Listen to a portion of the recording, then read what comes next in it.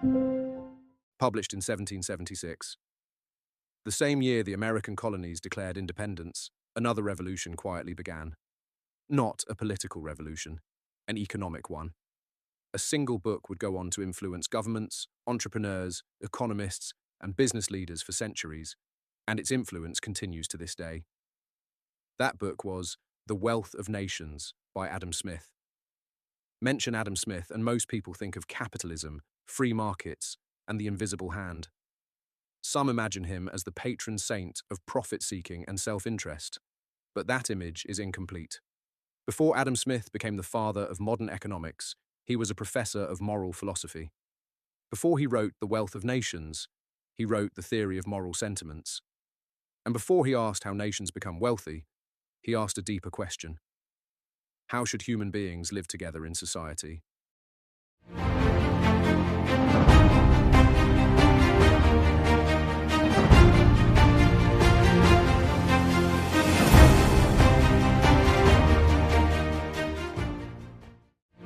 To understand Adam Smith, we have to look beyond economics and return to the intellectual world that shaped him.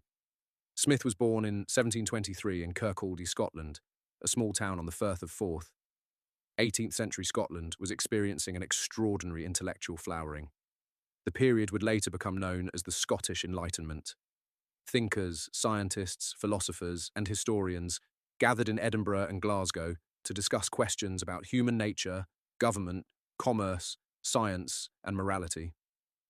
Among them were figures such as David Hume, Francis Hutcheson, Adam Ferguson, and Adam Smith. In fact, Hume and Smith were close friends. The two men exchanged ideas for decades and helped shape each other's thinking.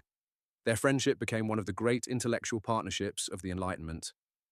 Unlike many Enlightenment thinkers on the continent, Scottish philosophers tended to focus less on abstract theories and more on practical questions about how societies actually functioned. They wanted to understand what makes civilizations flourish. Smith would spend his life trying to answer that question. In 1759, Adam Smith published The Theory of Moral Sentiments. Today, the book is often overshadowed by The Wealth of Nations, but Smith considered it one of his most important works. The central question was simple. Why do human beings care about right and wrong? Many philosophers argued that people are motivated solely by self-interest. Smith disagreed. He observed that human beings naturally possess sympathy, the ability to imagine ourselves in another person's situation. We celebrate the success of others. We feel sorrow at another person's suffering. We seek approval from those around us. Smith believed that each of us carries within our minds what he called the impartial spectator. This imaginary observer helps us judge our own conduct. Even when nobody is watching, we often ask ourselves whether our actions are honorable, fair, and just. In this way, Smith argued that moral behavior emerges not merely from laws or punishments, but from conscience and social life itself. This view placed Smith firmly within a classical tradition stretching back to Aristotle. A good society requires more than wealth. It requires virtuous citizens.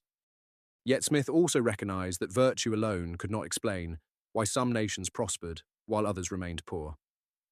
In 1776, Smith published an inquiry into the nature and causes of the wealth of nations, usually shortened to The Wealth of Nations. The book would become one of the most influential works ever written. Smith began with a simple observation. Productivity increases when people specialize.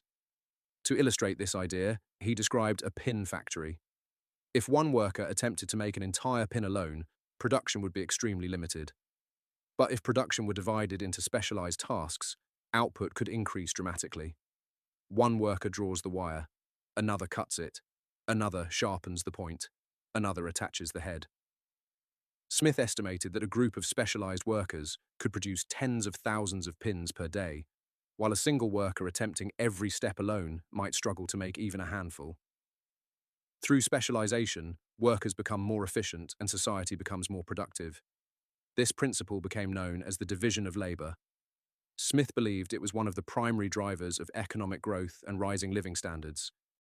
But specialization alone could not explain how millions of people coordinate their efforts without a central planner. This brings us to Smith's most famous phrase, the invisible hand. Ironically, Smith used the phrase only briefly in The Wealth of Nations, yet it became the idea for which he is most remembered. Smith observed that individuals pursuing their own interests often create benefits for others without intending to do so. A baker does not provide bread primarily out of charity. A farmer does not grow wheat solely for the public good. They do so because they seek to earn a living. Yet through voluntary exchange, both producer and customer benefit.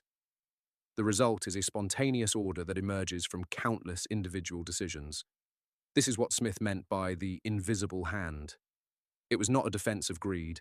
It was an explanation of how free exchange can organize economic activity. Modern discussions often separate Adam Smith into two different people. On one side stands the moral philosopher, on the other stands the economist. Smith himself saw no contradiction. Markets depend upon trust. Contracts depend upon honesty. Commerce depends upon justice.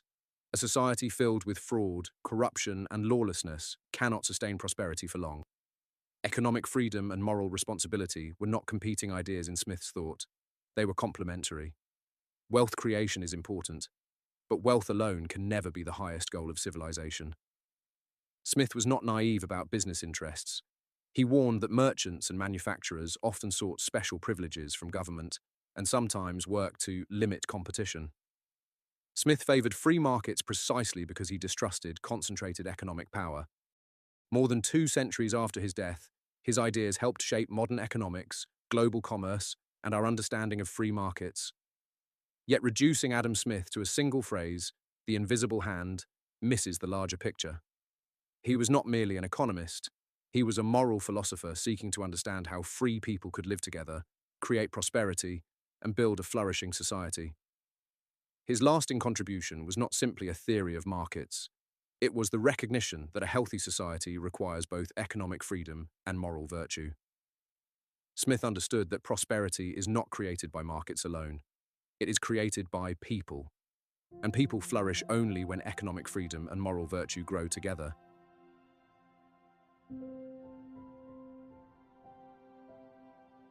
Thank you for watching. Please like and subscribe, and click the bell to receive notifications for future videos. Also, please consider supporting the channel on Patreon. Support for the channel helps improve quality and makes future videos possible. Thank you.